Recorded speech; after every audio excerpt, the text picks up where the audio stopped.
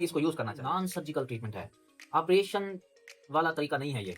Patient आएगा, उसी दिन ये लगवा के उसी दिन ही चला जाएगा, उसी वक़्त ही चला जाएगा। ना इसमें कोई बेहोश करते हैं, ना इसपे कोई टाइम लगता है। थेरेपी क्या है, पेशेंट वेट कर रहा है, किसी वजह से अभी उसने कोई सफ़र करना है या उसने कुछ अरसे बाद सर्जिकल का इश्यू है, उसकी वजह से बेहोश नहीं कर सकते, उसकी वजह से सुन नहीं कर सकते और प्लस ये होता है कि उनमें ब्लीडिंग वाले प्रॉब्लम थोड़ा-सा स्पीड अप करने के लिए बोटॉक्स लगा के इनकॉन्टिनेंस हो जाए, पखाने का कंट्रोल खत्म होने का चांस। चौथी इंडिकेशन ये है जो जिसकी वजह से हमने ये वीडियो बनाई है कि पेशेंट विलिंग नहीं होते, सर्जरी से उनको बहुत होने से फिर वापस आ जाएगा, तो इस साइज़ की हीलिंग बढ़ जाएगी। क्रॉनिक एनल फिशर में यूज़ होता है, जो दायमी फिशर। हेलो व्यूअर्स, आज हम इस वीडियो में आप लोगों के साथ डिस्कस करेंगे कि बोटुलिनम टॉक्सिन, जो बोटॉक्स का इंजेक्शन हम क्रॉनिक एनल फिशर की ट्रीटमेंट में इस्तेमाल करते हैं। हमने पहले भी 1-2 वीडियोज़ बनाई हैं। शुरू में हमने एक वीडियो बनाई थी बोटॉक्स इंजेक्शन के बारे में कि ये क्या होता है, किस चीज़ का बना हुआ होता है, इसके और क्या-क्या फ़ायदे हैं और स्पेशली हमने पेरी एनल सर्जरी में ये फिशला की ट्रीटमेंट में यूज़ होता है, फिशर की या फिर पाइल्स की ट्रीटमेंट में। तो ये हमने बताया कि ये फिशर की ट्रीटमेंट में यूज़ होता है। और हमने फिर एक वीडियो बताई है, एक बोटॉक्स इंजेक्शन हमने जो आप लोग को दिखाया है और ये कब लगाते हैं, किस साल लगाते हैं, इसके ऊपर भी एक वीडियो है। आज हमने स्पेशली ये जो वीडियो बनानी है, इसमें हमने आप लोगों को बताना है कि ये जो बोटॉक्स इंजेक्शन होता है, ये फिशर की वैसे तो क्रॉनिक एनल फिशर में यूज़ होता है और इसकी क्या-क्या इंडिकेशन है कि कब हमें ये वाला इंजेक्शन ट्राई करना चाहिए, कब हमें इसको यूज़ करना चाहिए। जैसा कि आप लोगों को पता है कि ये ऑपरेशन वाला प्रोसीजर नहीं है। ये ऐसा नहीं है कि आपको ऑपरेशन कराना पड़े, तो ये नॉन सर्जिकल ट्रीटमेंट है। ऑपरेशन वाला तरीका नहीं है ये। पेशेंट आएगा, उसी दिन ये लगवा के उसी दिन ही चला जाएगा, उसी वक़्त ही चला जाएगा। ना इसमें कोई बेहोश करते हैं, ना इस पे कोई टाइम लगता है। तो पहली अब हम इंडिकेशन इसमें डिस्कस करते हैं कि आप लोगों को तो ये पता ही होगा कि क्रॉनिक एनल फिशर में यूज़ होता है, जो दायमी फिशर होता है। ऐसा फिशर जो मेडिकल ट्रीटमेंट से ठीक नहीं हो रहा होता, तो उसमें ये होता है। मेडिकल ट्रीटमेंट क्या होती है कि हम जीटीएन क्रीम यूज़ कर रहे होते हैं या डिल्टियाज़म उसकी जगह पे यूज़ कर रहे होते हैं। जीटीएन क्रीम के साथ जो हम ज़ाइलोकेन जेल यूज़ करते हैं। जीटीएन का काम भी होता है कि इन पट्ठों को रिलैक्स करता है, तो वो अब सही रिलैक्स नहीं हो पा रहे और दूसरी मेयर्स भी ठीक नहीं हो पा रही कि वार्म सीड्स बाथ से नहीं ठीक हो रहा। सब्जियों का इस्तेमाल भी कर रहा है पेशेंट और इसबगोल का छिलका भी यूज़ कर रहा है और कब्ज़ कुशाद अद्वियात भी ले रहा है और एहतियातें भी ले रहा है, पानी भी ज़्यादा पी रहा है। तो फिशर ठीक नहीं हुआ, क्रॉनिक में चेंज हो गया, मौका बन गया, फिशर वाला मौका बन गया। तो क्रॉनिक एनल फिशर में जिसमें मेडिकल ट्रीटमेंट, जीटीएन वाली ट्रीटमेंट फेल हो जाए, तो उसमें ये बोटॉक्स का इंजेक्शन ट्राई किया जाता है। ये इफ़ेक्टिव है, जीटीएन से अच्छा इफ़ेक्टिव है ये। दूसरा, ये उन बूढ़े मरीज़ों में यूज़ हो सकता है, एल्डरली पेशेंट जो होते हैं। बूढ़े मरीज़ ऐसे जो सर्जरी के लिए फिट नहीं होते, जैसे कि कार्डियक पेशेंट्स होते हैं और उनमें जो दूसरी बीमारियां होती हैं जिसमें ब्लीडिंग के चांसेस जिन पेशेंट में ज़्यादा होते हैं, ब्लीडिंग टेंडेंसी होती हैं, कोमॉर्बिडिटीज़ होती हैं, यानी कि दिल का इशू है, उसकी वजह से बेहोश नहीं कर सकते, उसकी वजह से सुन नहीं कर सकते और प्लस ये होता है कि उनमें ब्लीडिंग वाले प्रॉब्लम हो, तो तब भी बजाय इसके कि सर्जरी की तरफ जाए, सर्जरी हो एक ख़तरनाक एक हो सकता है, बेहतर नहीं हो सकता है, ऐसे मरीज़ों के लिए, हर किसी के लिए नहीं।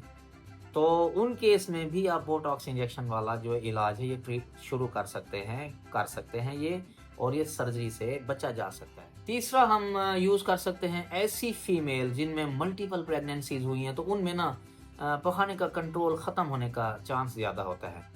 मल्टीपल प्रेगनेंसीज़ हुई होती हैं या इस एरिया की सर्जरी हुई हुई होती है, उनमें भी चांस होते हैं कि फीकल इनकॉन्टिनेंस हो जाए, पखाने का कंट्रोल ख़त्म होने का चांस है। या कुछ पेशेंट्स में ये जो एनोरेक्टल जो एनल स्फिंक्टर होते हैं ये वीक होते हैं।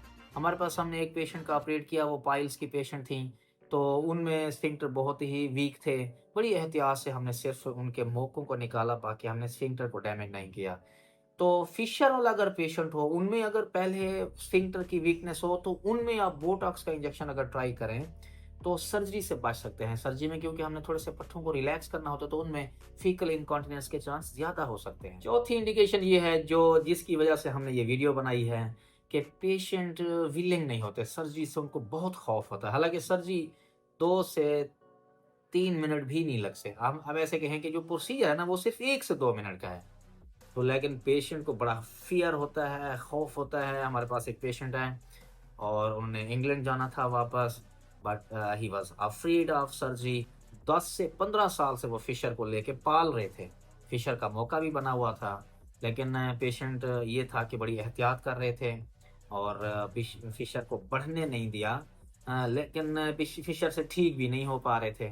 तो जो पेशेंट विलिंग नहीं होते, सर्जरी से खौफ है, सर्जरी करवाना नहीं चाहते और वो ऑपरेशन नहीं करवाना चाहते, तो उनमें फिर ये होता है, जीटीएन से भी ठीक नहीं हो रहे, तो उनमें ये बोटॉक्स एक बड़ी अच्छी ऑप्शन है, अच्छा अल्टरनेटिव है। पहले हम ये होता है कि पेशेंट अपना माइंड बना लें, तो हम फिर पहले ये लगा लेंगे, चांसेस हैं जीटीएन से, तो अच्छे चांसेस हैं कि ये ठीक हो जाए इससे। पांचवी इंडिकेशन ये है जी, अब ऑपरेशन तो करवा लिया पेशेंट ने, लेकिन उनमें फिर फिशर की रिकरेंस कुछ पेशेंट्स में आ जाती है, जगह तंग हो जाती है, फिशर हीलिंग स्लो हो जाती है। तो इसको हीलिंग को थोड़ा सा स्पीड अप करने के लिए बोटॉक्स लगा देते हैं, तो वो पट्टों को पहले थोड़ा सा आपने ऑपरेशन से रिलैक्स किया होता है, अगर वो दोबारा जुड़ने की कोशिश कर रहे हैं और जल्दी जुड़ रहे हैं और इस दौरान अभी फिशर हील नहीं हुआ, तो उसमें क्या करें आप, उसमें फिर ये करते हैं कि आप बोटॉक्स भी साथ ऐड कर देते हैं। तो बोटॉक्स से पट्टे और रिलैक्स होंगे थोड़े से और हीलिंग का प्रोसेस स्पीड अप हो जाएगा। तो सर्जरी के बाद भी इसका रोल है। छठा ये है कि वैसे तो क्रॉनिक फिशर में ये यूज होता है, जो दायमी फिशर होता है, एक्यूट में नहीं। एक्यूट में तो पहले मेडिसिन से आप कर रहे होते हैं।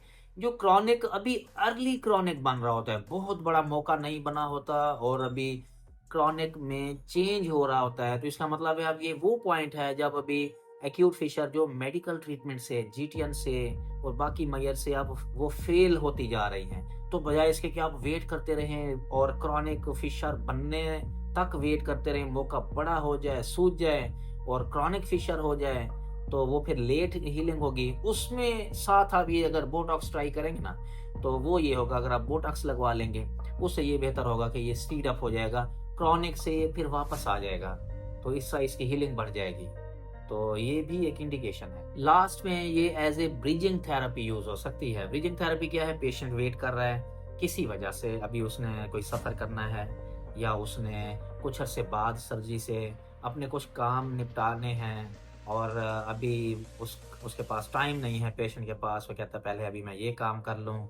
तो ये इसके लिए अगर अभी वेट कर रहा है सर्जरी का, किसी कोई वजह भी हो सकती है, अभी अगर वो वेट कर रहा है, तो फिर ये होता है कि फिशर क्रॉनिक में ना चेंज हो जाए, उसमें भी एज ए ब्रिजिंग थेरेपी, यानी कि होनी तो सर्जरी ही होगी, तो उसमें भी यूज़ कर सकते हैं, सिम्टम्स कम हो जाएंगी, चांसेस हैं कि वो हीलिंग हो जाए, क्योंकि मेडिकल ट्रीटमेंट से तो ठीक नहीं हो रहा, तो चांसेस हैं कि साथ ये वाला अगर बोटॉक्स का अगर हम यूज़ करेंगे, उससे ये फ़ायदा होगा कि चांसेस हैं ठीक भी हो जाएगा और एक फ़ायदा क्या होगा कि ये काम बढ़ेगा नहीं, फिशर और ख़राब नहीं होगा और क्रॉनिक में नहीं जाएगा।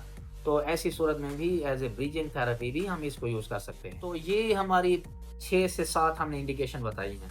वैसे तो क्रॉनिक में यूज़ होता है, लेकिन ऐसे पेशेंट क्रॉनिक में हो गया, ऐसे पेशेंट जो अभी सर्जरी नहीं करवाना चाहते, खौफ है, ऐसे पेशेंट जिनकी अब सर्जरी नहीं हो सकती, बूढ़े हैं, दिल के इशू हैं और ब्लीडिंग के इशू हैं, उनमें कर सकते हैं।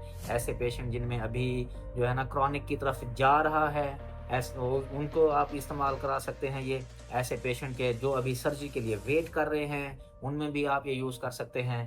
तो ये मुख्तलिफ इंडिकेशंस हैं, हमने आप लोगों को ये बताई हैं कि बोटॉक्स के क्या इंडिकेशन हैं, इसके क्या फ़ायदे हैं, हमने इसके ऊपर वीडियो बनाई हुई है। इसको लगाते कैसे हैं, इसके बारे में हम पूरी डिटेल के लिए हमने एक और अलहदा वीडियो बनाई है और एक वैसे बोटॉक्स की जनरल इन्फॉर्मेशन के लिए भी हमने वीडियो बनाई है। प्लस हम एक वीडियो और भी ला रहे हैं, जिसमें हम आप लोगों को दिखाएँगे कि बोटॉक्स का इंजेक्शन कैसे लगता है। बहुत ही ईज़ी है, टाइम कंज्यूमिंग बिल्कुल नहीं है, उसी वक़्त हो जाता है, पेशेंट उसी वक़्त चला जाता है और चांसेस बढ़ जाते हैं हीलिंग के। और इस ये भी अगर फ़ेल होता है, एक दफ़ा फ़ेल होता है, 3 मंथ्स के बाद दोबारा इसको रिपीट करते हैं, फिर एक 2-3 सेशन कर सकते हैं। अगर आप सर्जरी से डर रहे हैं तो पहले ये ट्राई कर सकते हैं। उसके बाद ये है कि फिर अल्टीमेटली अगर ज़रूरत पड़ेगी तो सर्जरी की तरफ जाया जा सकता है। उम्मीद है आप लोगों को ये वीडियो अच्छी लगी होगी और बोटॉक्स के बारे में दूसरी वीडियो भी देखिएगा और इसके बारे में आपका खौफ ख़त्म होगा। ये कोई इंजेक्शन इस तरह नहीं, बहुत ही 1 सीसी वाले इंजेक्शन से लगाते हैं, बिल्कुल फ़ील ही नहीं होता और वो भी जगह सुन्न हो जाती होती है। तो ये देखिएगा, इस वीडियो को लाइक करें, इस वीडियो को शेयर करें और हमारे चैनल को भी सब्सक्राइब कर लें, ताकि इससे रिलेटेड अगर कोई और वीडियो होगी तो हम आप लोग के साथ शेयर करेंगे और आप लोग को फ़ायदा होगा और दूसरों के साथ भी ये शेयर करनी है। वीडियो देखने का बहुत शुक्रिया।